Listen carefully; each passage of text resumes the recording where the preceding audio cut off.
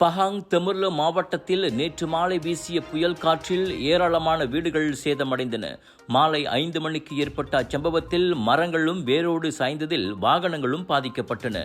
முக்கிம் சிமாந்தான் சத்து, மந்தகாப் சத்து, மந்தகாப் டுவ, பாங்காவ் ஆகியவை புயலில் பாதிக்கப்பட்ட பகுதிகளாகும்.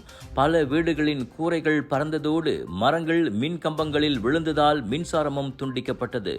எனினும் அதில் யாருக்கும் காயமோ அல்லது உயிர் சேதமோ ஏற்படவில்லை என பொது தற்காப்பு படையான APM உறுதிப்படுத்தியது. பாதிக்கப்பட்ட மக்களுக்கு உடனடி நிவாரண உதவிகளை வழங்க ஏதுவாக தெமுர்லோ சமூக நலத்துறை சேத விவரங்களை மதிப்பிட்டு வருகிறது. இம்மாதத்தில் தெமுர்லோவில் நிகழ்ந்துள்ள 2வது சம்பவம் இதுவாகும்.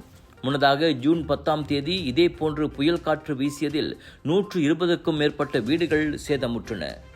டாக்டர் அப்பாராவ் சன்னாசையின் த ரப்பர் எஸ்டேட் பாய், பால்வெட்டியின் மகன், பல்கலைக்கழக விரிவுரையாளரான சுயசரிதை. இவரின் மகள் டாக்டர் நிஷாந்தி அப்பாராவ் கைவண்ணத்தில் உருவான டிவினிட்டி இன் டைவர்சிட்டி, 108 இந்து தெய்வங்களின் சுருக்க கதை. தந்தை மகள் படித்திருக்கும் இந்த சிறப்புமிகு நூல்களை உடனே வாங்கி படியுங்கள்.